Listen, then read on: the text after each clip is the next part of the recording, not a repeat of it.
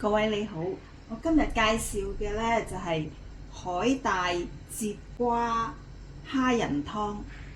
我煮法好簡單，我哋加少少油落個鑊個煲嗰度先啦，用煲好啲喎，用鑊都得嘅。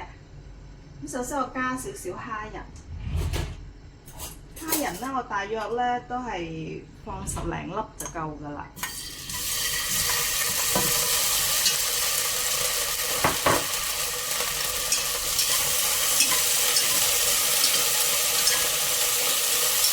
我哋煎下去啦，揾啲油煎下啲蝦，跟住我哋落啲係片肉，喺街寶買嘅，又係煎下去。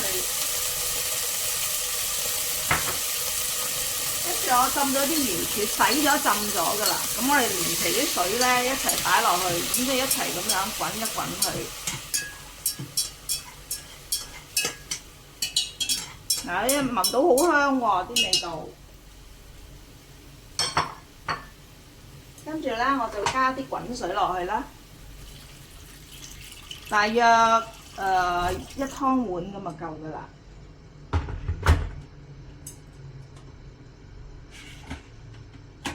跟住咧我就加啲節瓜啦，切好啲節瓜，咁焗一焗佢先，我哋揾個蓋焗一焗佢。大約焗佢10分鐘到啦，10分鐘啦，我哋一陣間咧就可以加海帶。老友記，差唔多10分鐘啦。咁我咧滾到好香喎啲湯，你睇下。咁我就加埋啲海帶落去，再2-3分鐘，因為海帶好容易熟嘅啫。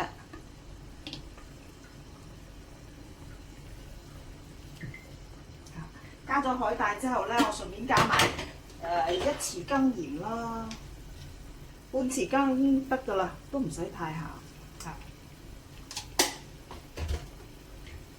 因為我啲蝦仁咧，我落咗啲豉油啊，有鹹味㗎啦已經。咁我哋再焗佢用中火啦，細少少個火，3分鐘。就有得食㗎啦！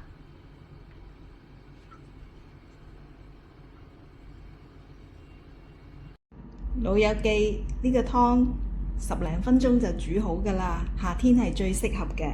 呢個呢就係節瓜海帶蝦仁湯，好方便，好適合呢個天氣食嘅。節瓜其實係冬瓜嘅一種嚟嘅喎，又叫做無瓜。咁佢營養好豐富嘅，佢有清熱解毒、利尿消腫，仲有控糖嘅功能，仲可以補充營養，又可以增強免疫力、防癌抗癌，所以真係好有益嘅喎。仲可以美容減肥㗎，女士啊最啱啦，小朋友食又可以促進消化。